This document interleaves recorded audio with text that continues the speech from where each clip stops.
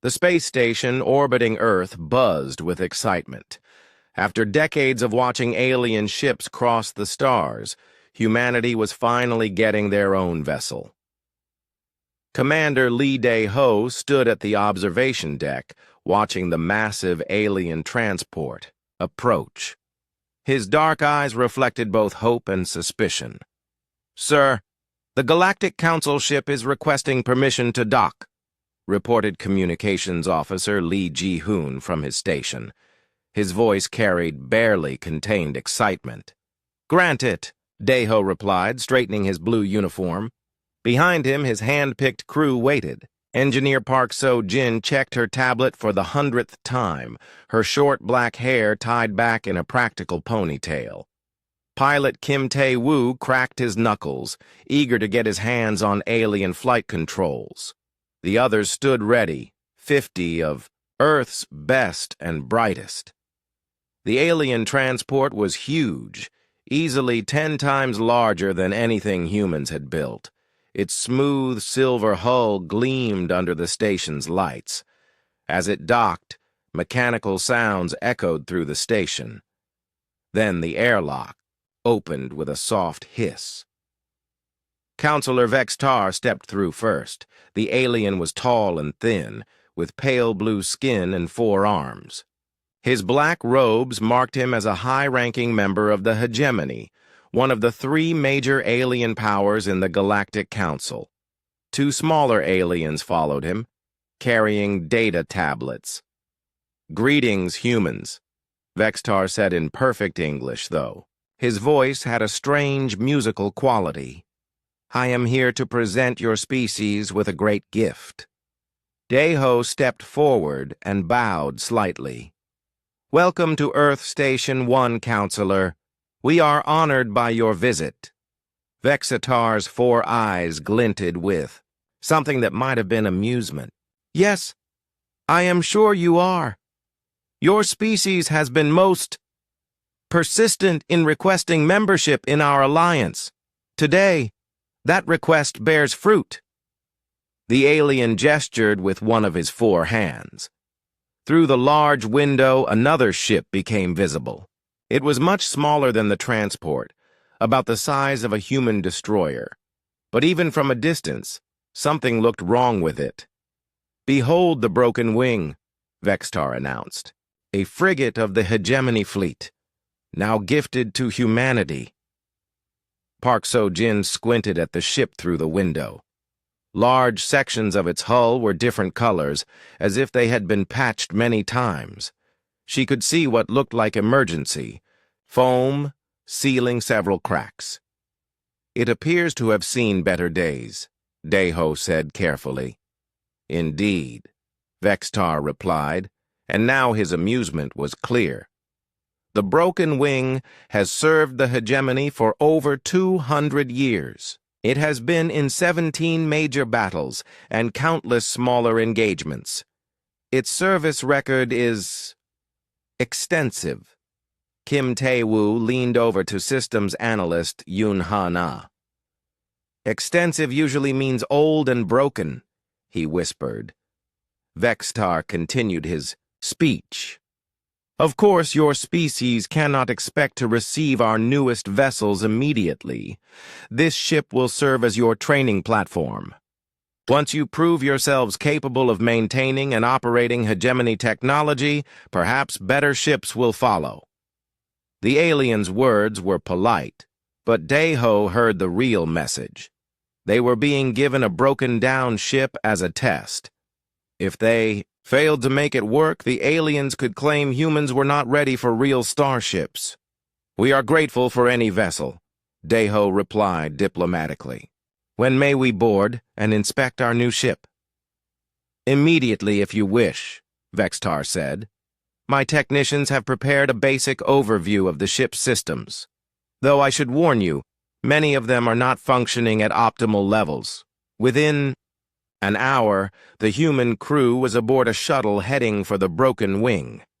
As they got closer, the ship's condition became more obvious. The hull was covered in patches of different metals. Several weapon ports were sealed shut. The main engine glowed weakly like a dying star.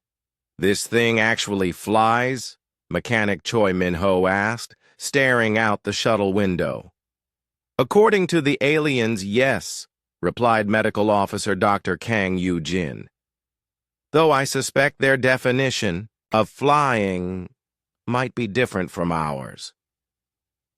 The shuttle docked with the Broken Wings main bay. The airlock opened to reveal a corridor lit by flickering emergency lights. The air smelled of ozone and something that might have been burning electronics. Vextar led them through the ship, pointing out various systems. The bridge was cramped, with half the control panels dark. The engineering section was a maze of exposed pipes and jury-rigged connections. The crew quarters were small and smelled of stale air. "The life support system functions adequately," Vextar explained as they walked. "The artificial gravity generator works most of the time. The food synthesizers produce edible nutrition paste." Park So-jin ran her hand along a power conduit that was held in place with what looked like alien duct tape. "What about the weapon systems?" "The ship mounts 2 particle beam cannons and a defensive shield grid," Vexitar replied. "Though I should mention that the cannons have reduced power output, and the shields tend to fluctuate." "How reduced?" asked Weapons Officer Bae Soo-jin.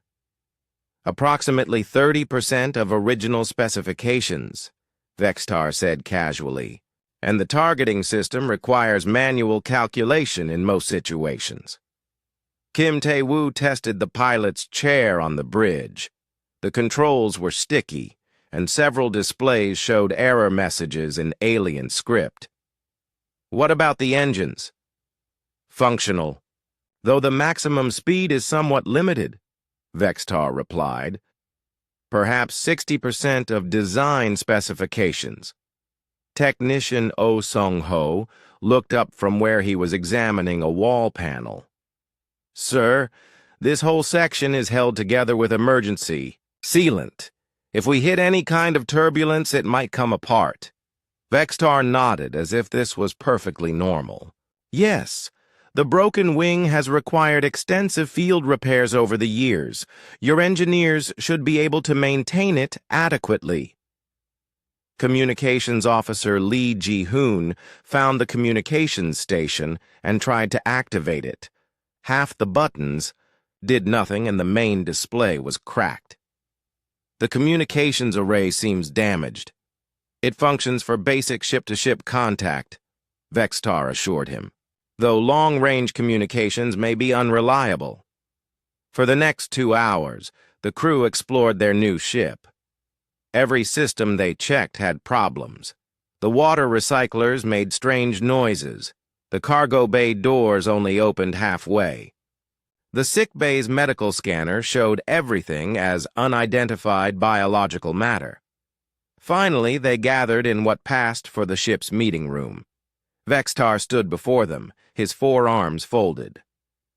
"I trust you find the vessel acceptable," he said. Dae-ho looked around at his crew. He saw frustration, disappointment, and anger in their faces. But he also saw something else, determination. "The ship has some challenges," Dae-ho replied carefully, "but we appreciate the Council's gift." "Excellent," Vextar said. "My transport will depart shortly. You have complete autonomy over the vessel now. I do hope you find it educational." After the aliens left, the crew stood in silence. Finally, Park So-jin spoke up. "Well, that was insulting," she said bluntly. "They gave us a floating scrap heap and called it a gift." "It barely qualifies as a ship," added Kim Tae-woo. "I've seen better engineering in a child's toy." Navigator Shin Jae-won was studying a star chart display that flickered constantly. "The navigation computer is 3 generations out of date. The star charts are probably older than my grandfather." Dae-ho looked around at his crew. These were some of the best people Earth had to offer. Engineers who had built the first fusion reactors, pilots who had flown missions to Mars, scientists who had cracked the secrets of quantum physics. "They expect us to fail," he said quietly. "They think we'll look at this broken ship and give up." "Maybe we should," muttered Choi Min-ho. "This thing is a death trap." "No," Park So-jin said firmly. "I've seen worse. Remember the lunar colony disaster? We fixed that with spare parts and determination." "She's right," added Dr. Kang Yu-jin. "Humans have been making do with broken equipment since we first picked up tools." Daeho smiled for the first time since boarding the ship. "So we're keeping it?" "We're keeping it," Park So-jin said. "And we're going to make it work." "Make it work?" Yoon Ha-na asked. "It can barely fly." Park So-jin grinned. "Then we'll teach it to fly better." Park So-jin stood in the engineering section of the broken wing, surrounded by the guts of alien technology. Exposed cables snaked across the ceiling like mechanical vines. Half the control panels were dark, and the other half flickered with error messages she couldn't read. "This shouldn't even be running," she muttered, tracing a power line that seemed to connect to nothing important. Mechanic Choi Min-ho crawled out from under a console, his uniform dirty with alien grease. "The quantum processor is held together with what I think is chewing gum," he reported, "and I'm pretty sure this coolant line is actually a water pipe from the kitchen." Systems analyst Yoon Ha-na looked up from her tablet. "I've been studying the ship's technical manuals. According to these, half the repairs we're seeing should have caused the ship to explode years ago." "Then we're lucky it hasn't," So-jin replied. She pulled out her own tools, standard human engineering equipment. "Let's see what we can do with what we have." The first problem was the main power distribution system. The aliens had designed it to run on something called trilithium crystals, but the ship's crystals were nearly dead. So-jin studied the power requirements and made some calculations. "Min-ho, help me move this panel," she called. Together they removed a section of the alien power grid. "Hana, I need you to calculate power conversion rates." "What are you planning?" Hana asked, but she was already working on her tablet. "The old Earth orbital stations ran on fusion reactors," So-jin explained. "We brought spare reactor cores with us, thinking we might need backup power. But what if we don't use them for backup?" She led them to the cargo bay where their Earth equipment was stored. The fusion reactor cores were small, about the size of a refrigerator each.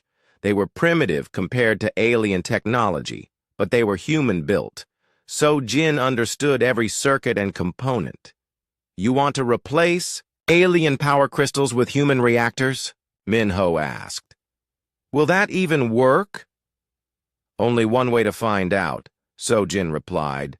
"The power output should be compatible, and if it isn't, we'll make it compatible." They spent the next 6 hours ripping out alien power systems and installing human ones. The fusion reactors were designed to be modular, so they connected easily to each other. The tricky part was interfacing them with alien power grids. "The voltage is all wrong," Hana reported. "The alien systems expect a steady flow, but our reactors pulse." So-jin studied the problem. Then she smiled. "Remember Professor Kim's lectures about adaptive circuits? What if we build a buffer system? Using spare electronics from their personal equipment, they constructed a makeshift power converter." So-jin cannibalized her own tablet for processing chips. Min-ho donated his music player for capacitors. Hana contributed the memory cores from her data storage units. "This is insane," Min-ho said as they soldered human electronics to alien power lines. "We're connecting technologies that were never meant to work together." "The best kind of engineering," So-jin replied cheerfully. "If it works, it's not stupid." When they finally activated the hybrid power system, the ship's lights stopped flickering. For the first time in decades, control panels came online that had been dark since before humans discovered fire. The hum of machinery grew steadier and stronger. Commander Deho's voice came over the intercom. "Engineering, what did you do? Everything just got brighter." "We gave the ship a human heart," Sojin replied. "How does it feel from the bridge?" "Like a completely different ship," reported pilot Kim Tae-woo. "The controls are actually responding. I can access navigation systems that weren't working before." Encouraged by their success, Sojin moved on to the next problem: the ship's hull integrity. The broken wing had more patches than original hull plating. Some sections were sealed with emergency foam that was probably older than human civilization. "We need stronger materials," she told her team, "but we don't have alien metals." "What do we have?" asked Min-ho. Sojin thought about their cargo. Earth had sent them with supplies for a long mission, not knowing what they might need. "Carbon fiber, lots of it. And we have industrial fabricators." Carbon fiber was primitive compared to alien hull materials, but humans had perfected its use over centuries. Sojin designed a layered system with carbon fiber mesh providing flexibility and strength. They used the ship's own fabricators to create custom plates that fit the damaged sections. "The aliens will laugh at us for using such primitive materials," Hana pointed out. "Let them laugh," Sojin replied. "As long as the hull doesn't breach, I don't care what they think." The repairs took 3 days. They worked in shifts, some crew members sleeping, while others continued the work.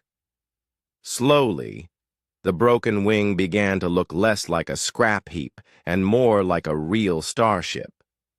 But Sojin wasn't satisfied with just fixing what was broken. She wanted to improve what was working. The ship's engines were the next target. They were designed to push the ship at about 60% of original speed. The aliens had told them this was normal wear and tear, but Sojin suspected deliberate limitations. "Look at this." She showed Min-ho and Hana a schematic on her tablet. "The fuel injection system is restricted. There are artificial limiters built into the engine control software." "Why would they do that?" Min-ho asked. "To keep us slow," Hana said grimly. "They don't want humans racing around the galaxy." Sojin studied the engine systems for hours. The aliens used controlled matter-antimatter reactions for propulsion, far beyond current human technology.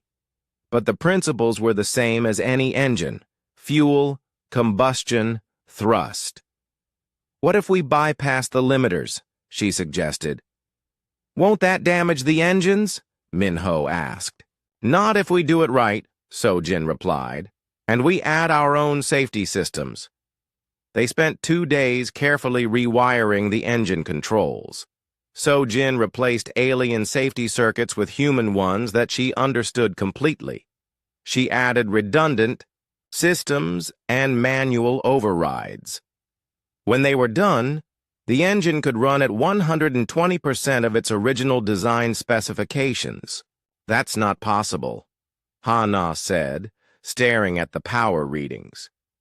"The engines are putting out more power than they were built for." "Human engineering," Sojin said proudly. "We don't accept limitations." The weapon systems were next. The ship mounted 2 particle beam cannons that barely worked.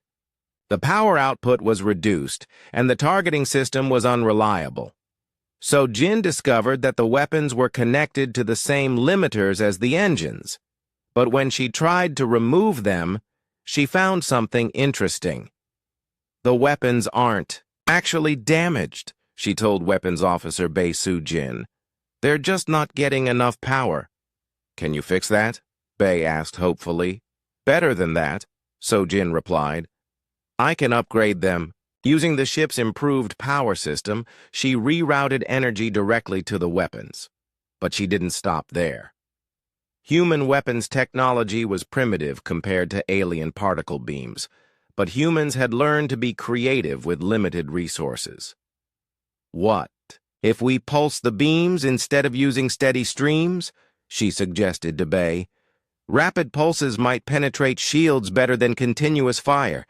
Together, they rewrote the weapons control software. So-Jin added human-designed firing patterns and targeting algorithms.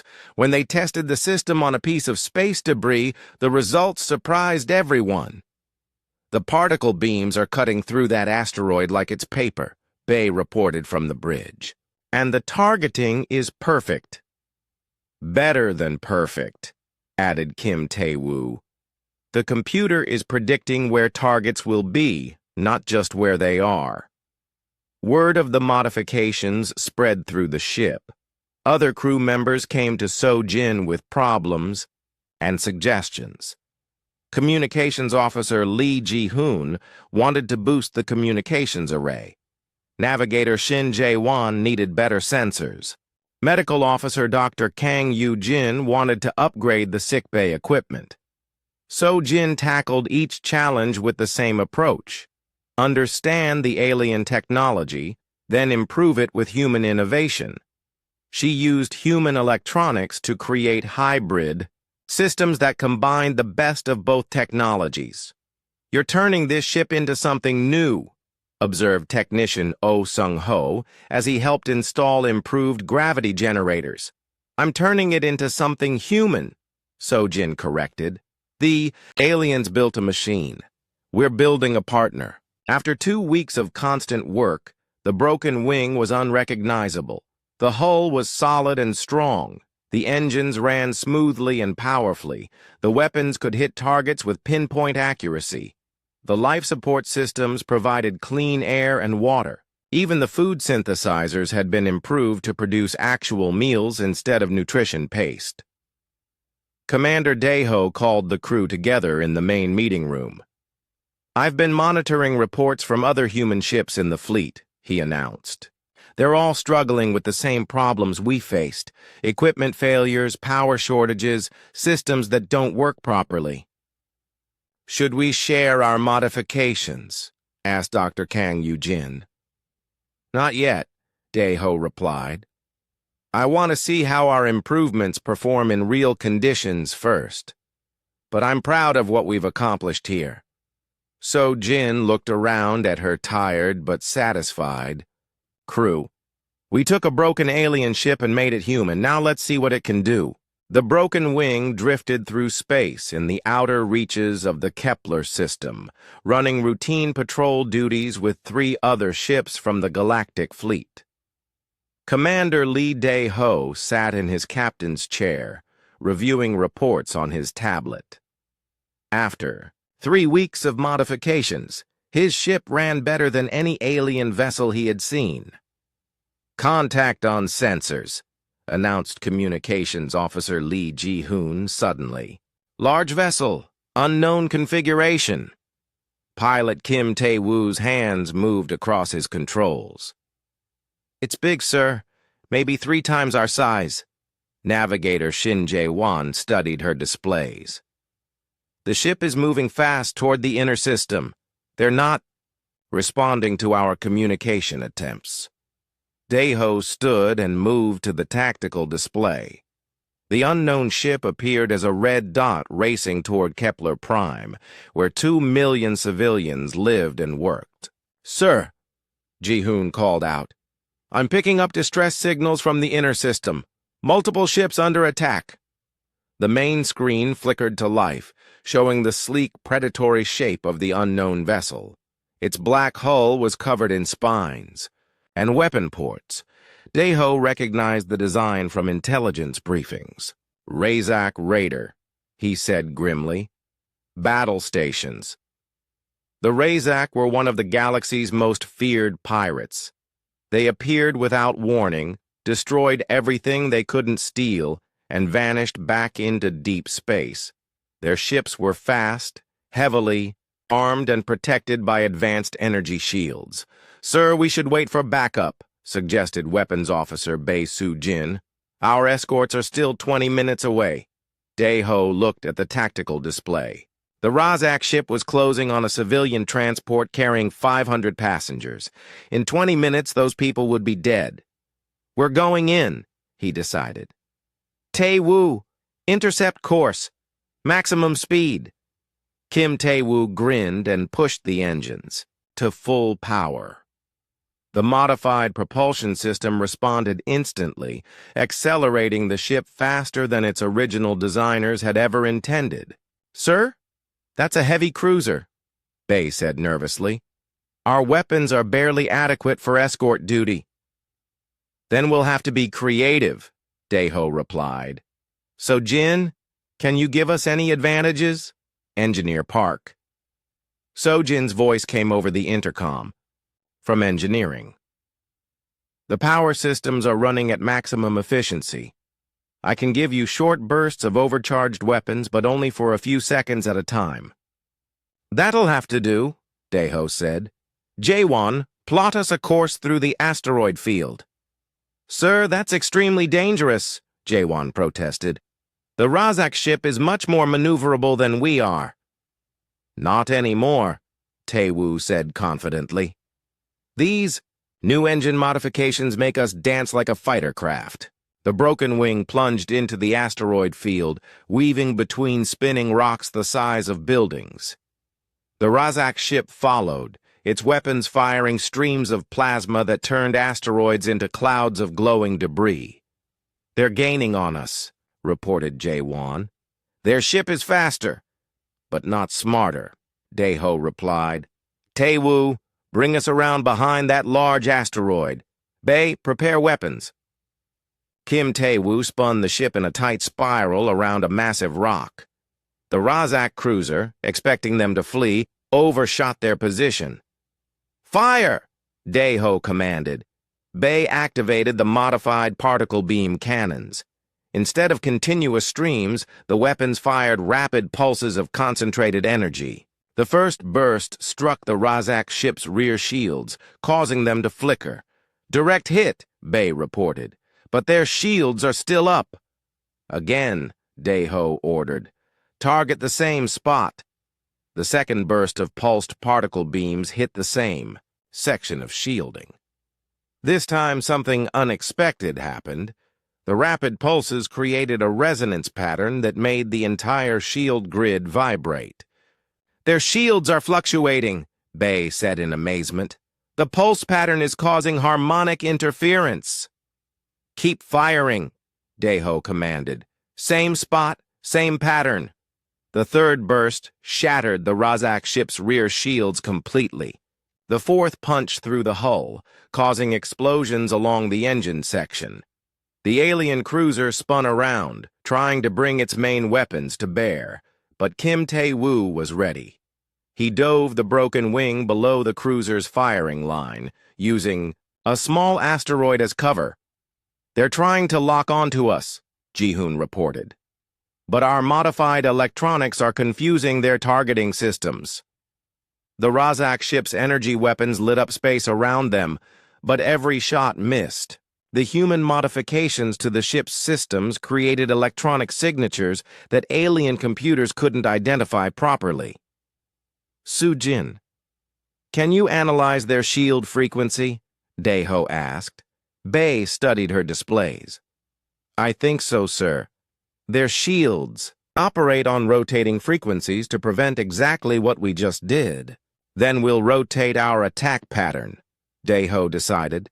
"So, Jin, can you modify our weapons to change pulse frequencies?" "Already working on it," So-jin replied over the intercom. "Give me 30 seconds. Kim Tae-woo kept the ship moving, dodging between asteroids while the Razak cruiser tried to get a clear shot. Plasma beams turned rocks into molten debris, but the pilot's skill and the ship's improved maneuverability kept them alive. "Weapons ready," So-jin announced. "I've programmed 6 different pulse patterns. The computer will cycle through them automatically. Target their main weapons, Deho ordered. Let's see if we can even the odds. The Broken Wing emerged from behind an asteroid, weapons firing. The first pulse pattern failed to penetrate the Razak shields. The second caused them to flicker. The third punched through completely, destroying one of the cruiser's main weapon ports.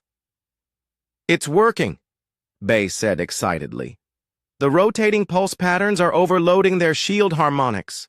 The Razak ship turned to flee, but Kim Tae-woo was ready. He pushed the engines beyond their safety limits, using modifications that shouldn't have been possible. "We're gaining on them," he reported, "but they're heading for the civilian transport." "They're going to use the transport as a shield," Daeho realized, "or destroy it out of spite." The civilian transport was a large, slow vessel filled with families and workers. It had no weapons and minimal shields. Against the Razak cruiser, it was helpless. "We need to get between them and the transport," Daeho decided. "Tae-woo, maximum. Speed!" "Sir, if I push the engines any harder, they might explode," Kim Tae-woo warned. "So-jin, can the engines handle it?" "Theoretically, no," So-jin replied. "But I added some safety margins the original designers never thought of. I think we can risk it." Kim Tae-woo activated the engine overrides. The Broken Wing shot forward like a bullet, reaching speeds that should have torn the ship apart. But the human modifications held, and they reached the transport just as the Razak ship opened fire. "Shields up," Daeho commanded. "Take the hits." The Broken Wing's modified shields absorbed the Razak plasma beams, protecting the civilian vessel behind them. But the shields couldn't hold forever. "Shield power dropping rapidly," reported Technician Oh Shung-ho. "We need to end this quickly." "One more attack run," Daeho decided. "All power to weapons." Bay targeted the Razak ship's main bridge section. "If we can take out their command center, they might surrender."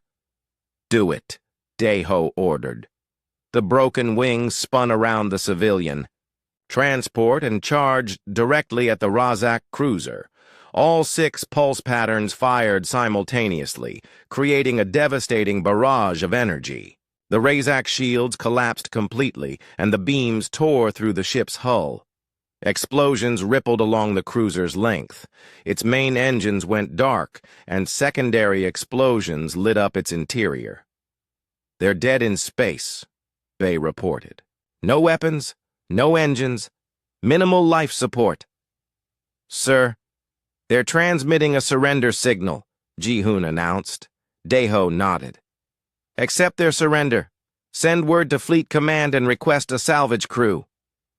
As the adrenaline faded, the crew began to realize what they had accomplished. A single human frigate, supposedly the weakest ship in the fleet, had defeated a Razak heavy cruiser in single combat. "How is that possible?" asked Jae-won. "Everything I learned about space combat says we should have been destroyed in the first exchange.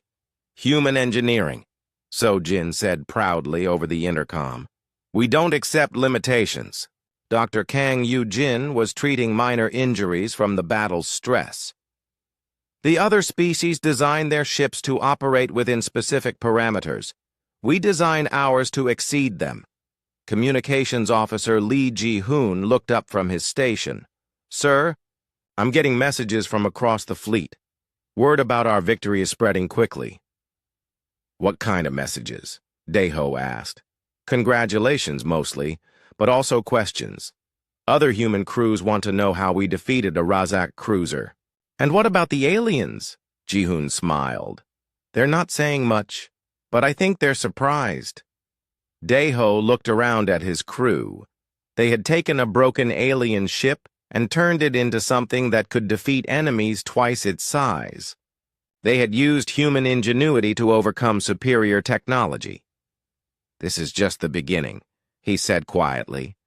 "If we can do this with one ship, imagine what we can do with a whole fleet." Navigator Shin Jae-won was studying the tactical data from the battle. "Sir, the pulse weapon technique we used, it shouldn't work against modern shields." "But it did work," Bay pointed out. "That's what I mean," Jae-won replied. "We just broke the rules of space combat. And if we can break those rules, we can break any rules," Daeho finished. "The aliens gave us the weakest ship in the fleet. Let's show them what weak really means." News of the Broken Wings' victory spread through the galactic fleet like wildfire. In the massive command ship's briefing room, alien officers from dozens of species gathered around holographic displays showing the battle data. Admiral Zephyros, of the Hegemony, a tall being with crystalline skin, studied the recordings with 4 of his subordinates. His translator device struggled with the harsh clicking sounds he made when confused. "This makes no sense," he declared. "A Class D frigate cannot defeat a Razak heavy cruiser. The power differential alone makes it impossible." Captain Veltar of the consortium fleet, whose tentacled head writhed with agitation, examined the weapon discharge patterns. "Look at these energy readings.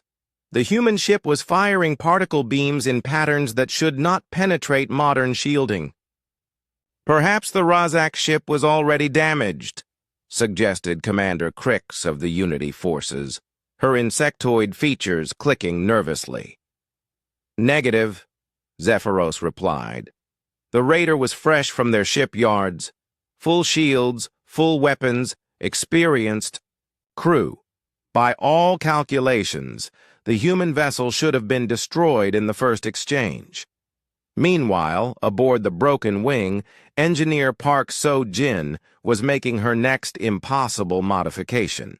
She stood in the ship's computer core, surrounded by a mixture of alien processing units and human electronics that shouldn't have worked together. "Hand me that neural interface," she said to communications officer Lee Ji-hoon, who was helping with the installation. "So-jin, are you sure about this?" Ji-hoon asked nervously. "Direct neural connection to the ship's computer? That's never been done before." "Exactly," So-jin replied cheerfully. "That's why it might work. The neural interface was human technology, designed for connecting pilots to advanced fighter craft. But So-jin had modified it to communicate with alien computer systems. The result was a hybrid device that existed nowhere in galactic databases. "If this works," she explained, "Tae-woo will be able to control the ship through thought alone. No delay between decision and action." Pilot Kim Tae-woo sat in a specially modified chair, wearing a headset covered in sensors and neural connectors. "I can feel something," he said, "like whispers in my mind." "That's the ship's computer trying to establish contact," So-jin explained. "Don't fight it. Let it merge with your thoughts." Ji-hoon monitored the process on his displays. "Neural activity is spiking. Brain patterns are synchronizing with the ship's processing rhythms." Suddenly, Tae-woo's eyes went wide. "I can feel the entire ship," he whispered. "Every system, every circuit. It's like the ship is part of my body." He thought about turning left, and the ship responded instantly, moving with a precision that no manual controls could achieve. He imagined diving toward a nearby asteroid, and the ship obeyed, performing maneuvers that would have been impossible before. "The response time is 0, reported systems analyst Yoon Ha-na in amazement. "The ship is moving as fast as he can think." While So-jin worked on the neural interface, other crew members were making their own impossible modifications. Dr. Kang, Yoo-jin had discovered that the sick bay's medical scanners could be repurposed for other uses. "Look at this," she called to technician Oh Sung-ho, who was helping her install equipment. "The medical scanner creates a detailed map of biological systems by detecting quantum fluctuations in living tissue." "That's nice," Oh replied, not understanding the implications. But why are you connecting it to the engine room? Because quantum fluctuations aren't limited to biological systems, Dr. Kang explained. If I modify the scanner properly, it should be able to detect any quantum activity. She spent 3 days rewiring the medical equipment, connecting it to the ship's sensor array. When she activated the modified system, the results surprised everyone.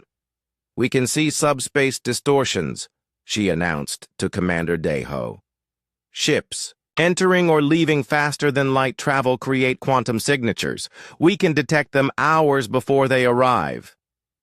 "You turned medical equipment into an early warning system?"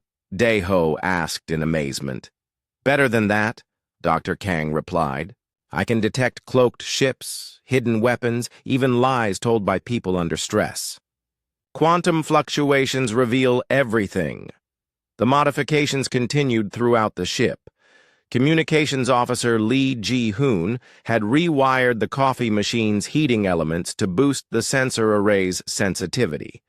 The result was a detection system that could identify ships at twice the normal range. "The heating elements create focused electromagnetic fields," he explained to anyone who would listen. "When I route them through the sensor grid, they amplify quantum signatures." Navigator Shin Jae-won had been working on something even more ambitious. She had connected the ship's navigation computer to the food synthesizers, creating a system that shouldn't have existed. "The food synthesizers can rearrange matter at the molecular level," she explained to Deho. "If I connect them to the navigation system, I can use them to manipulate local space-time." "That's impossible," protested Oh Sung-ho. "Food synthesizers can't affect space-time. Watch this," Jae-won replied. She activated her modifications, and the space around the ship began to ripple slightly. "I'm creating microscopic gravity wells. They're too small to affect the ship, but they can bend sensor beams around us." The ship flickered and became harder to see on alien detection systems. Not invisible, but blurred and distorted. "You created a stealth field using kitchen equipment," Deho said slowly. "How is that possible?" "Human engineering," Jae-won replied with a grin. "We don't accept limitations." The alien observers in the fleet were becoming increasingly confused by the broken wing's performance. Captain Veltar of the consortium had requisitioned detailed scans of the human ship. "The power signatures make no sense," he reported to Admiral Zephyros. "They show fusion reactors operating alongside trilithium crystals.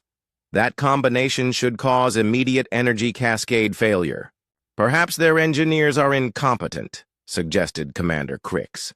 "They may have created an unstable system that will eventually destroy itself." But Admiral Zephyros was not convinced.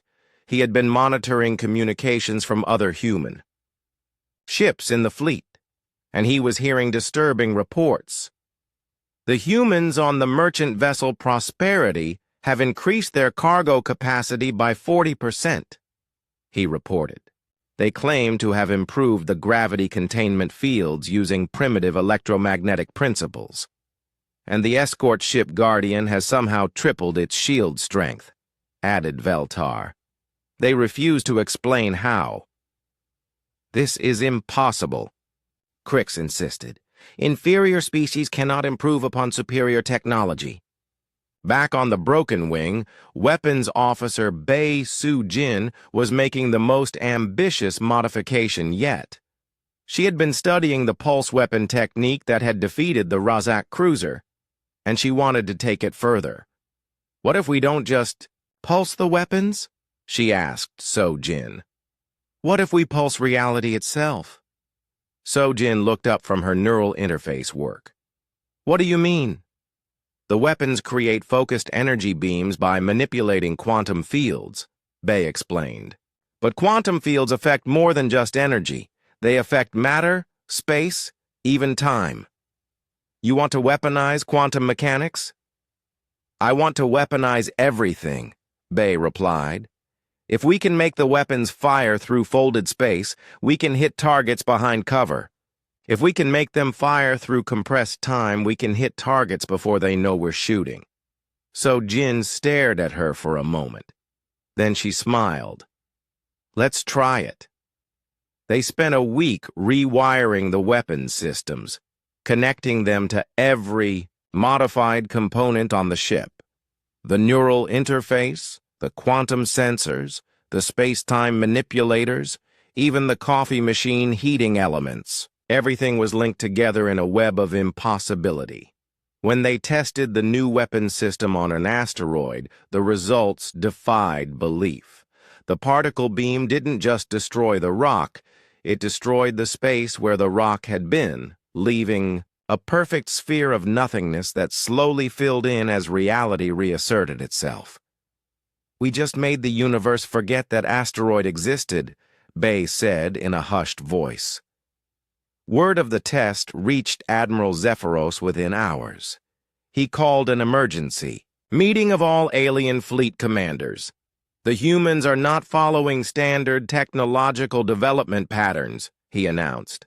"They are not improving existing systems. They are creating new ones." "That's impossible," repeated Commander Crix. "You cannot create new physics." "Apparently, humans can," Zephyros replied grimly. "And if they can rewrite the rules of technology—" "They can rewrite any rules," finished Captain Veltar, his tentacles writhing with anxiety. Aboard the broken wing, Commander Deho stood on the bridge, watching his crew work. Every station had been modified beyond recognition. Systems that had never been connected now worked together in ways that shouldn't have been possible. "Sir," reported pilot Kim Tae-woo, his neural interface glowing softly, "all systems are operating at maximum efficiency. The ship responds to my thoughts faster than I can think them." "Sir," added Dr. Kang Yujin, "quantum sensors detect no hostile activity within 3 light years. All threats are accounted for." "Sir," said Navigator Shin, "J1, space-time manipulation systems are ready. We can appear anywhere within 100,000 kilometers instantly." "Sir," concluded Weapons Officer Bae Soo-jin, "reality distortion weapons are armed and ready. We can remove any target from existence." Daeho looked around at his impossible ship, crewed by humans who refused to accept that. The emergency alarm echoed through the Galactic Fleet's command ship as Admiral Zephyros studied the tactical display. Hundreds of dark vessels had emerged from deep space, their black hulls absorbing light like hungry shadows. "Void Collective," he announced grimly to the assembled fleet commanders. "Full invasion force, 300 ships, including at least 50 dreadnoughts." Captain Veltar's tentacles writhed in anxiety. "Our combined fleet numbers only 200 vessels. We are outnumbered and outgunned." Commander Crix's insectoid features clicked rapidly. "The Void Collective has never committed this many ships to a single battle. They must be planning to destroy the entire sector." Admiral Zephyros activated the fleet-wide communication system. "All ships, assume defensive formation. Prepare for engagement with Void forces." Aboard the broken wing, Commander Lee Dae-ho received the orders with grim determination. The Void Collective was worse than pirates or raiders. They consumed entire worlds, converting matter into dark energy to fuel their impossible technologies. "Sir, we're being assigned to the rear guard," reported Communications Officer Lee Ji-hoon. "Orders are to protect the command ships while the heavy cruisers engage the enemy." "The rear guard?" Pilot Kim Tae-woo asked, his neural interface glowing as he communed with the ship's consciousness. "They're treating us like a support vessel." Engineer Park So-jin's voice came over the intercom. "Sir, all modifications are operating at peak efficiency. The ship is ready for anything." Daeho studied the tactical display, watching the two fleets approach each other. The alien vessels moved in precise formations, following tactics that had been used for thousands of years. The void ships advanced like a dark tide, their formation seemingly chaotic but hiding deadly purpose. J1, plot a course through the battle zone, he ordered Navigator Shin J1.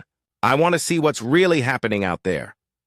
Sir, our orders are to stay in the rear, Ji-hoon reminded him.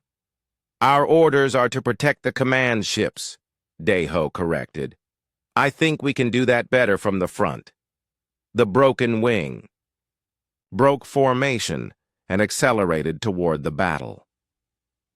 Kim Tae-woo's neural link with the ship allowed maneuvers that no other pilot could achieve. The ship danced between energy beams and missile volleys, moving like a living thing. Sir, the lead elements are engaging, reported Weapons Officer Bae Soo-jin. The hegemony cruiser Sovereign is taking heavy fire. On the main screen, they watched as the massive alien cruiser traded shots with 3 void dreadnoughts. The Sovereign's shields flared and weakened under the assault. They're using conventional tactics, observed systems analyst Yoon Hana. Straight-line approaches, predictable firing patterns. The void ships are adapting, added Dr. Kang Yoo-jin from her quantum sensor station. Their computers are learning the alien attack patterns and adjusting defenses. Daeho made a decision that would have gotten him court-martialed in any normal fleet. All power to engines. We're going through their formation. Sir, that's suicide, protested technician Oh Sung-ho. The void ships will concentrate fire on us. Only if they can predict where we're going, Daeho replied. Tae-woo, show them what impossible looks like. Kim Tae-woo grinned and pushed his neural connection deeper. The ship responded by moving in ways that violated every principle of space combat. Instead of following predictable flight paths, the broken wing seemed to skip through space, appearing in one location and instantly materializing in another.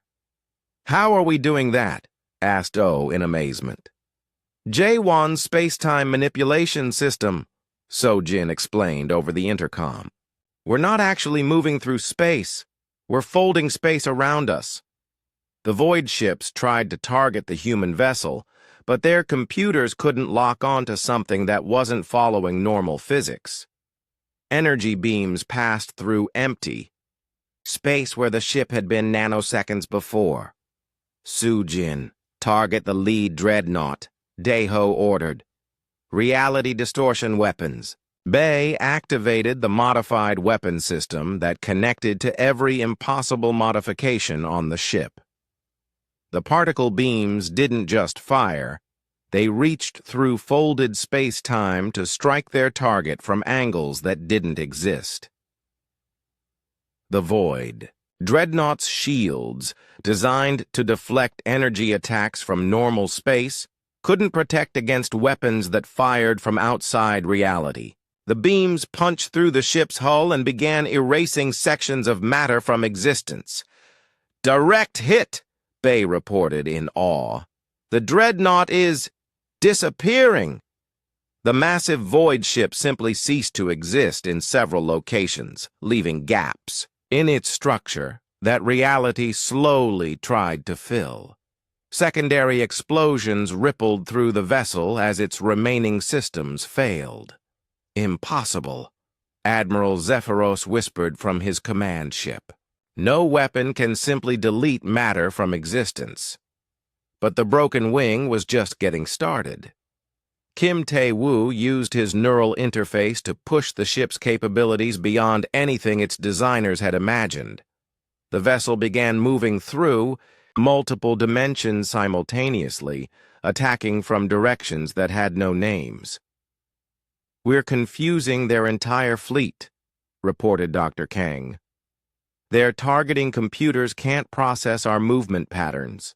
Because we're not using movement patterns, Tae-woo replied. We're using thought patterns. The ship goes where I imagine it should be.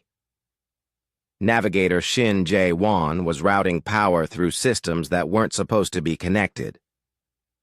I'm creating gravity wells around enemy ships. They can't maneuver properly. Communications Officer Lee Ji-hoon had turned his coffee machine modifications into a weapon. Electromagnetic pulses are disrupting their communications. They can't coordinate attacks. Medical Officer Dr. Kang was using her quantum sensors to predict enemy actions. I can see their quantum signatures changing before they fire. We know what they're going to do before they do it. The broken wing tore through the void formation like a force of nature. Ships that had terrorized the galaxy for millennia found themselves helpless against tactics that shouldn't have existed. Target the command vessel, Daeho ordered, pointing at a massive ship in the center of the void formation. Sir, that's a planet killer, Bay warned. It has enough firepower to destroy worlds. Then we'd better stop it, Daeho replied. The ship approached the void command vessel using attack patterns that existed only in theoretical physics. They materialized inside the enemy's shield perimeter, fired through folded space-time, and vanished before return fire could reach them. But as they attacked, something strange began happening. The space around the broken wing started to ripple and distort, as if reality itself was having trouble keeping up with their impossible maneuvers. Sir, I'm detecting massive quantum fluctuations, Dr. Kang reported. The ship's modifications are affecting space-time on a larger scale. What does that mean? Daeho asked. It means we're not just breaking the rules of physics, Sojin replied over the intercom. We're rewriting them. The effects spread outward from the broken wing like ripples in a pond. Other ships in the fleet began experiencing impossible phenomena. Alien vessels found their weapons firing with increased power. Their shields became stronger. Their engines ran more efficiently. This is impossible, repeated Commander Crix for the 100th time. Reality cannot be changed by a single ship. But Admiral Zephyros was watching his tactical displays with growing understanding. The humans are not changing reality. They are showing reality what is possible. The Void Fleet, faced with tactics that existed outside their understanding of physics, began to retreat. Ships that had never known defeat found themselves unable to fight an enemy that could attack from dimensions they couldn't perceive.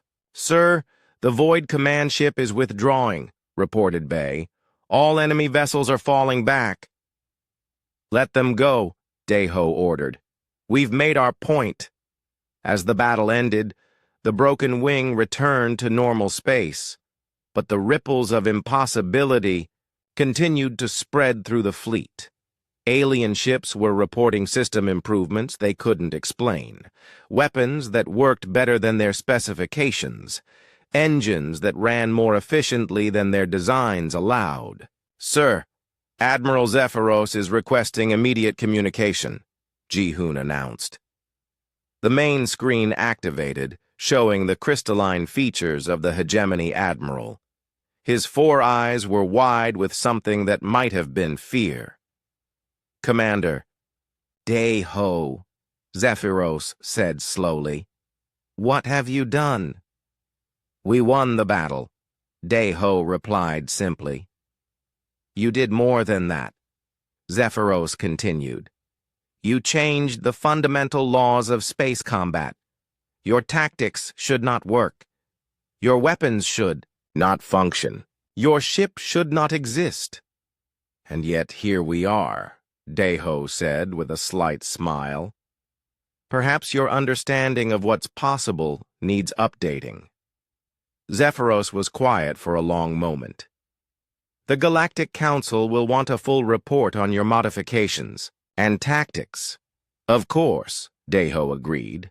But I should warn you, our modifications only work for humans. They require a certain refusal to accept limitations. After the communication ended, So-Jin joined Daeho on the bridge. "Sir, I've been analyzing the quantum effects from the battle. The ship's reality field is expanding. Every modification we make creates more possibilities." "Possibilities for what?" Daeho asked. "For anything," So-Jin replied. "If we can rewrite physics in combat, we can rewrite physics anywhere. The aliens gave us a broken ship, but they also gave us the freedom to fix it however we wanted. And now?" So-Jin looked out at the fleet where alien Dr. Jang Hye-jin floated in the zero-gravity laboratory aboard the Galactic Council's primary research station. As the fleet's leading physicist, she had been tasked with analyzing the impossible data from the battle with the Void Collective. Holographic displays surrounded her, showing equations that made no sense and readings that violated every known law of physics. "This is wrong," she muttered, manipulating a three-dimensional graph with her hands. "These energy readings from the broken wing show output levels that exceed input by 300%. That violates conservation of energy." Her assistant, Dr. Marcus Chen, drifted nearby with his own tablet. "Maybe the instruments were damaged during the battle. Equipment malfunction could explain the impossible readings." "I checked that," Hye-jin replied. "I recalibrated every sensor array in the fleet. The readings are accurate. The human ship is somehow generating more energy than it consumes." She pulled up another display showing space-time distortion measurements. The data looked like a child's finger painting, with reality bent and twisted in ways that should have torn the ship apart. "Look at this," she said, highlighting a section of the data. During the battle, local space-time around the broken wing was fluctuating at rates that should have created temporal paradoxes.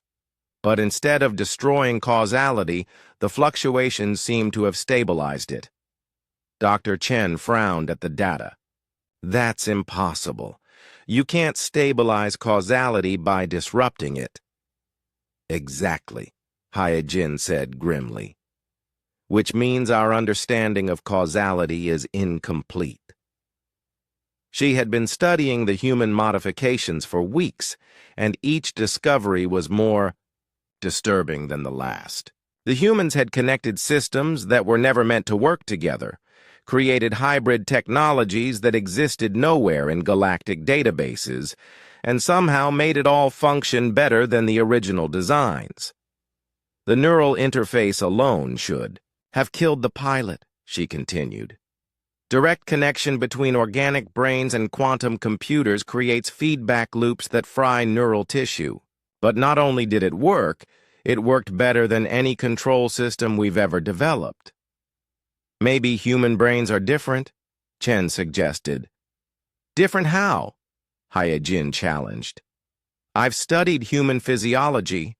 Their brains operate on the same basic principles as every other organic species: electrical impulses, chemical reactions, quantum microtubules, nothing special."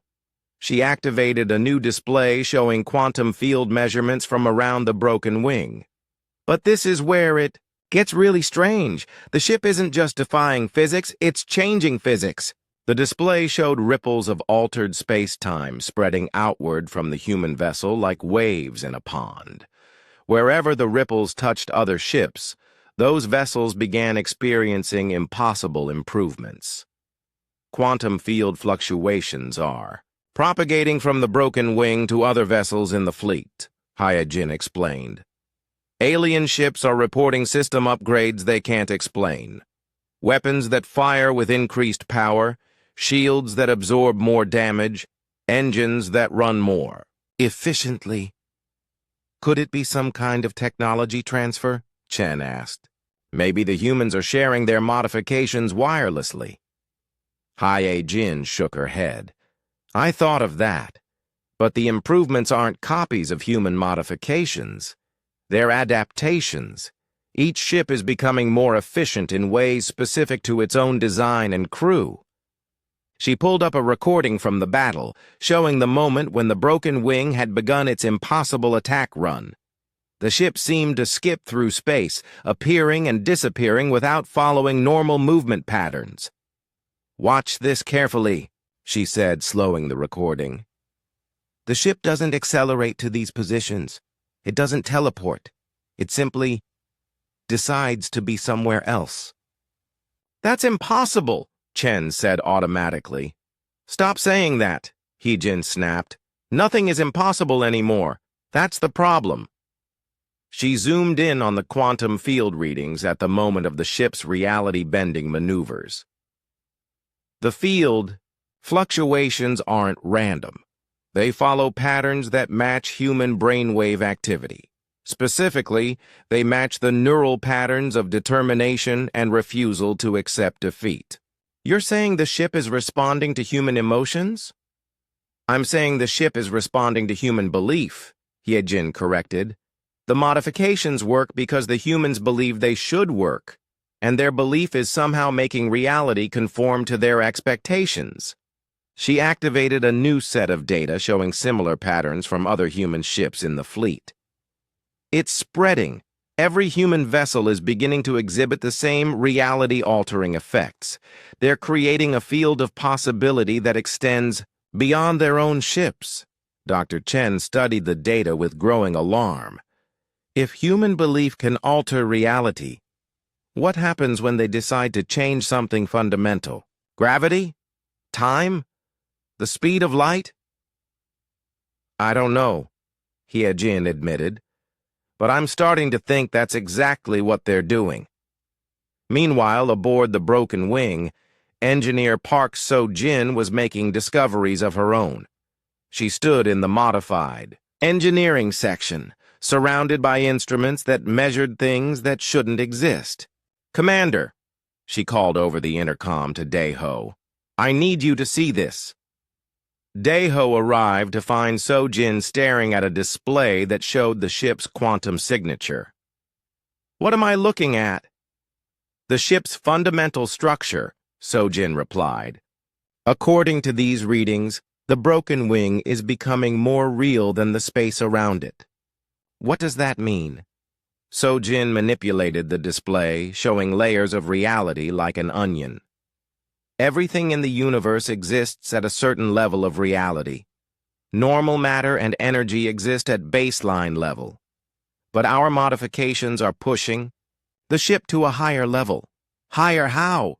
More permanent, more fundamental, more true," So-jin explained. "It's like the ship is becoming a law of physics instead of just an object that follows laws of physics." She showed him readings from the ship's various systems. The neural interface isn't just connecting Tae-woo to the ship's computer. It's connecting him to the underlying code of reality. When he thinks about moving, he's not just controlling engines. He's redefining what movement means. Daeho studied the impossible readings. "How is that possible?" "I think it's because we refuse to accept that it's impossible," So-jin said. "Every time we encounter a limitation, we find a way around it, and reality seems to be learning from our example." She pulled up data from the recent battle. "Look at this. When we fought the Void Collective, we weren't just using new tactics. We were creating new tactics. The maneuvers we performed didn't exist before we performed them." "You're saying we're inventing new physics?" "I'm saying we're showing physics, what it can become," So-jin corrected. "The aliens designed their ships to work within known parameters. We design ours to exceed any parameters. On the bridge, pilot Kim Tae-woo was experiencing the changes firsthand. His neural interface had evolved far beyond its original design. Through it, he could feel not just the ship, but the space around the ship, the quantum fields that underlied reality itself." "I can sense other ships in the fleet," he reported to navigator Shin Jae-won. "Not just their positions, but their potential. What they could become if they accepted different possibilities." What kind of potential? Jae-won asked. Unlimited potential, Tae-woo replied. Every ship in the fleet could be as capable as we are. They just need to stop accepting their limitations. Dr. Kang Yoo-jin was monitoring the conversation from her medical station, which had long since evolved into something that could diagnose reality itself. I'm detecting quantum resonance patterns throughout the fleet. Our reality field is synchronizing with the consciousness of other crews. Other human crews? Jae-won asked. All crews, Dr. Kang corrected. Alien crews are beginning to experience what we call inspiration.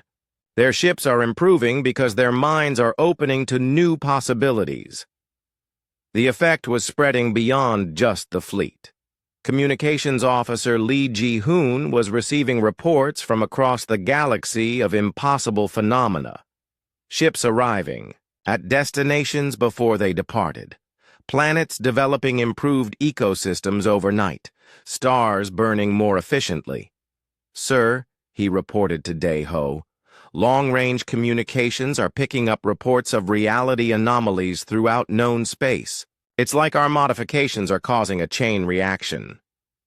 Dae-ho joined the discussion via intercom. So, Jin, what's your assessment of our situation? We've accidentally become a catalyst for universal evolution, So Jin replied. Our refusal to accept limitations is teaching reality that limitations are optional. Is that dangerous? Potentially, Sojin admitted. If reality becomes too flexible, it might lose coherence entirely. On the other hand, if we can control the effect, we might be able to solve problems that have plagued the galaxy for millennia. Jang Hyejin's voice suddenly came over the fleet communication system. This is Dr. Jang aboard the research station. I need to speak with the crew of the Broken Wing immediately. Go ahead, Doctor, Dae-ho replied. Your modifications are causing quantum field fluctuations across multiple star systems, Hyejin said urgently. Reality is becoming unstable. We're detecting temporal anomalies, spatial distortions, and violations of conservation laws on a massive scale. Are we causing damage? Dae-ho asked with concern. That's what I'm trying to determine, Hyejin replied. But I need to understand how your modifications work. The mathematical models make no sense, Sojin spoke up. Doctor, our modifications. The human merchant vessel. Prosperity drifted near the edge of the fleet, its cargo holds stretching with impossible capacity. Captain Song Min-jun stood in his expanded cargo bay, watching containers stack themselves in patterns that defied geometry. How much cargo are we carrying now? He asked his cargo master, Kim Bo-ra. Bo-ra checked her modified tablet, which displayed readings that made her smile. 738,000 tons, sir. The hold's official capacity is 100,000 tons. And we're not experiencing any structural stress? None at all, Bo-ra replied. The gravity containment fields are somehow making the extra cargo weightless while keeping it secure. Song turned to his engineer, Lee Dong-woo, who had been studying the modifications that engineer Park So-jin had shared from the Broken Wing. How did you make this work? I didn't believe it couldn't work, Dong-woo replied simply. So-jin's blueprints showed how to connect gravity generators to electromagnetic field manipulators. According to physics, it should create a feedback loop that tears the ship apart. But it doesn't? Because I refuse to accept that it would, Dong-woo said with a grin. I followed the blueprints exactly, but I believed they would work instead of believing they would fail. Across the fleet, similar impossible improvements were occurring on every human vessel. The escort ship Guardian had tripled its shield strength, by connecting its defensive systems to the crew's coffee makers. The research vessel Discovery had increased its sensor range by a factor of 10 using modifications that required the ship's cook to sing while preparing meals. Captain Park Seo-jun of the Guardian stood on his bridge, watching his shields absorb weapons fire that should have destroyed his ship 3 times over. "Explain to me again how coffee makers improve our shields," he said to his chief engineer, Choi Yeon-soo. "The coffee makers create precise temperature variations in liquids," Yeon-soo explained. "When connected to the shield generators, those temperature variations translate into energy fluctuations that strengthen the defensive fields." "That makes no sense." "It doesn't have to make sense," Yeon-soo replied. "It just has to work, and it works because we believe it works." The alien observers in the fleet were becoming increasingly agitated. Admiral Zephyros had called an emergency meeting of all non-human fleet commanders aboard his flagship. "The situation is becoming untenable," he announced to the gathered officers. "Human vessels are reporting capabilities that exceed their design specifications by impossible margins." Captain Veltar of the consortium displayed holographic data on his tablet. "Our intelligence suggests the humans are sharing modification, blueprints throughout their fleet, but when our engineers attempt to replicate the modifications, they fail catastrophically. We tried to install their gravity containment improvements on the cruiser Dominance," reported Commander Crix. "The ship suffered a complete power failure and nearly imploded. Yet the same modifications work perfectly on human vessels," Zephyros observed. "There must be some factor we are missing." Dr. Jang Hyejin's voice came over the communication system. "Admirals, I believe I've identified the critical factor. May I join your discussion?" "Granted, Doctor," Zephyros replied. Hyejin's holographic image appeared in the meeting room. "The human modifications require what they call belief to function properly. When humans install these systems, they expect them to work. When aliens install them, they expect them to fail. Belief is not a technological component," protested Commander Crix. "It is now," Hyejin replied grimly. "The humans have somehow made expectation into a fundamental force. Their ships work because they believe they should work." "That is scientifically impossible," Veltar insisted. "So is everything else the humans have accomplished," Hyejin pointed out. "Yet here we are."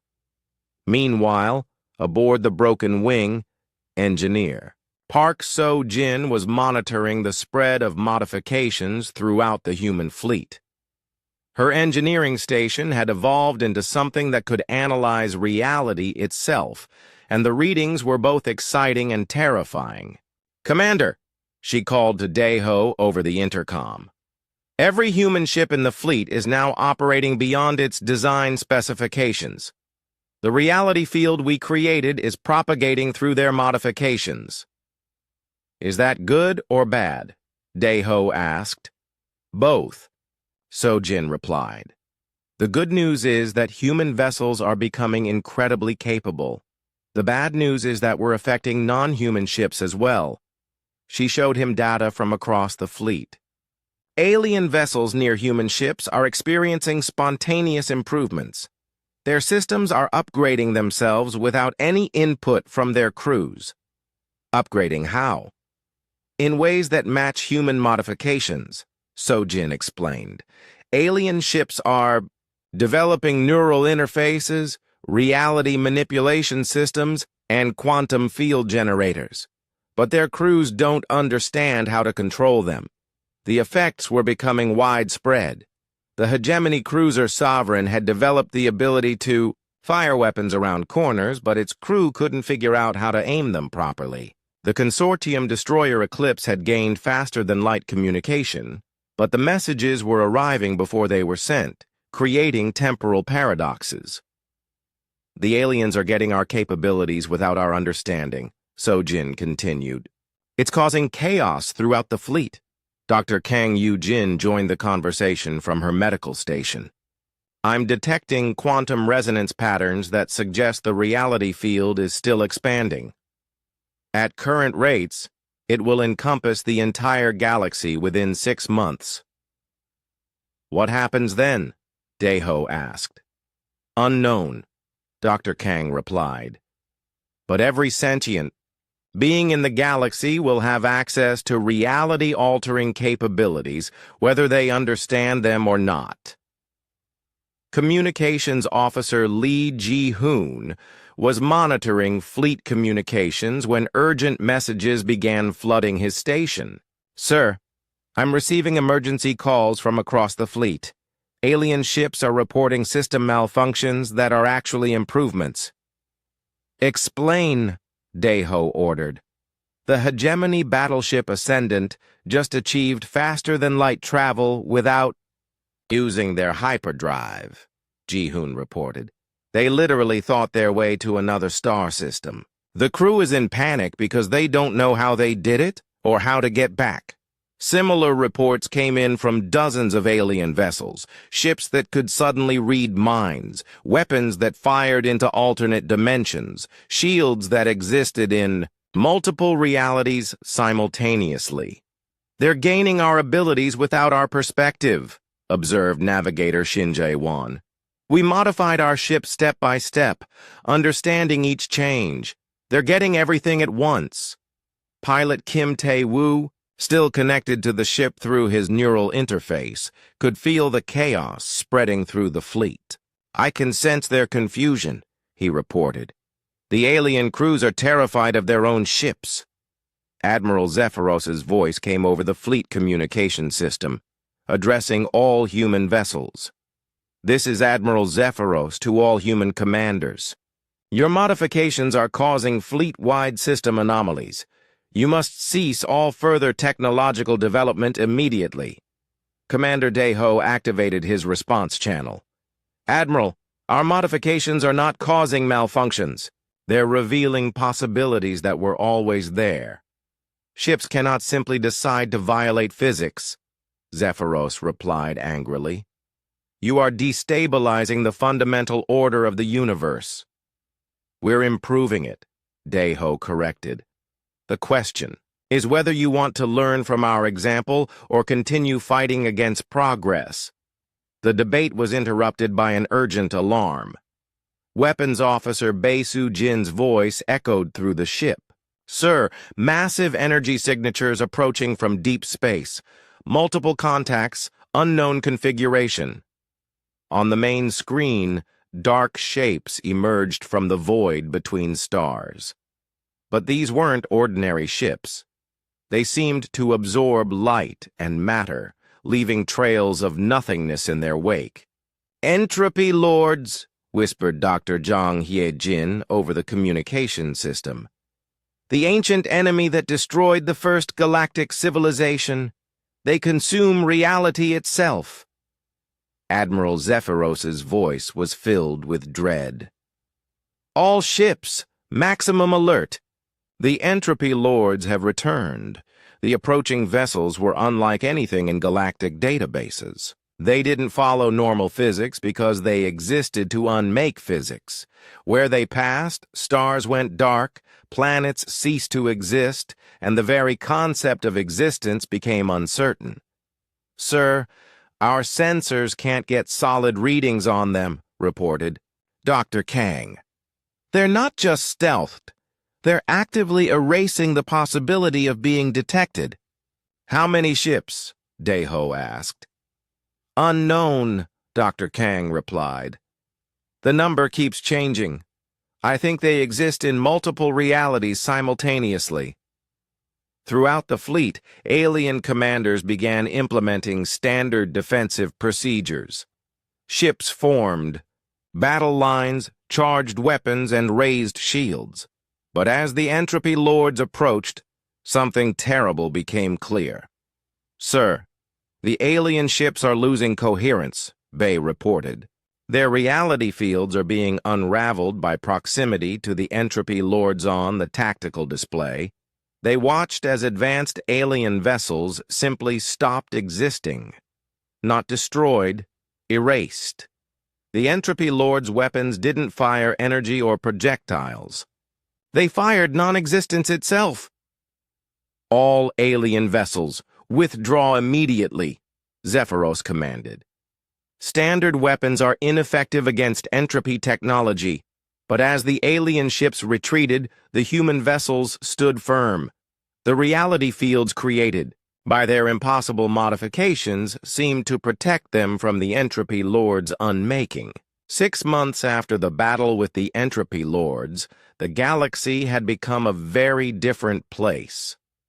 Commander Lee Dae-ho stood on the observation deck of the Broken Wing, watching ships that defied description moving through space in ways that had no names. The vessel approaching them was originally a hegemony cruiser, but it now flickered between dimensions, existing in multiple realities simultaneously. Its crew had learned to believe in possibilities, and their ship had responded by becoming possibility itself. "Sir, the Ascendant is requesting permission to dock," reported Communications Officer Lee Ji-hoon. "Captain Veltar wants to discuss the new trade routes they've discovered."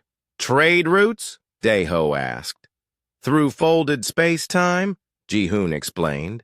"They can deliver cargo before it's ordered by routing shipments through compressed time streams." Dae-ho shook his head in amazement. "Grant permission, but warn them to maintain temporal coherence. We don't want any causality loops." The transformation of the galactic fleet had been remarkable to witness. Ships that had once struggled with basic functions now performed miracles on a daily basis. The consortium destroyer Eclipse had become a mobile research station that could explore multiple universes simultaneously. The Unity frigate Harmony had developed the ability to communicate with planets, negotiating directly with planetary consciousness. Engineer Park So-jin emerged from the engineering section, her face glowing with satisfaction. "Commander, I've finished the latest round of modifications. The ship can now exist in 17 dimensions simultaneously." "Do we need to exist in 17 dimensions?" Dae-ho asked. "No," So-jin admitted. "But we can, and sometimes that's enough." The engineering section had evolved far beyond its original design. It now contained machines that built other machines, which then built concepts that became reality. So-jin's latest creation was a device that could modify the fundamental constants of physics in localized areas. "What exactly does that thing do?" Dae-ho asked, pointing at a crystalline structure that seemed to hum with potential. "It adjusts the speed of light, the strength of gravity, the flow of time," So-jin explained casually. "Useful for custom tailoring, reality to specific mission requirements." Pilot Kim Tae-woo's voice came over the intercom from the bridge. "Sir, Dr. Jang is requesting immediate conference with the senior staff. She says it's about the universal reality field expansion." They gathered in the main meeting room where Dr. Jang Hye-jin's holographic image appeared. The physicist looked tired but excited. "Commanders, I have remarkable news," she announced. "The reality field modifications have reached the galactic core. We're detecting spontaneous improvements in phenomena throughout known space." "What kind of improvements?" Dae-ho asked. "Stars are burning more efficiently," Hye-jin explained. "Planets are developing better ecosystems. Even black holes are beginning to function as interdimensional transportation hubs instead of just consuming matter." Systems analyst Yoon Ha-na looked up from her tablet. "Are you saying we've improved the entire galaxy?" "We've shown the galaxy how to improve itself," Hye-jin corrected. "Reality is learning from the human example. The universe is becoming more flexible, more responsive to conscious intention." Medical Officer Dr. Kang Yu-jin joined the conversation. I've been monitoring the psychological effects on various species. Races that have adopted human-style modifications are reporting increased creativity, problem-solving ability, and general optimism. What about species that haven't adopted the modifications? Navigator Shin Jae-won asked. They're adapting anyway, Dr. Kang replied. The reality field affects everyone. Even species that refuse to modify their technology are finding that their existing systems work better than before. Weapons Officer Bae Soo-jin had been quiet during the discussion, but now she spoke up. Dr. Jang, what are the long-term implications? If reality becomes completely flexible, won't it lose all structure? That was my initial concern, Hee-jin admitted, but the opposite seems to be happening. As reality becomes more responsive to conscious intention, it's also becoming more stable. It's as if the universe is learning to be both flexible and reliable. The conversation was interrupted by an urgent alarm. Technician Oh Sung-ho's voice came over the intercom. Sir, massive spatial distortion detected at the edge of the system. Something big is coming through hyperspace. They rushed to the bridge, where the main screen showed a sight that defied description. A structure larger than a moon was emerging from folded space, but it wasn't a ship. It was architecture that existed in multiple dimensions, beautiful and impossible. What is that?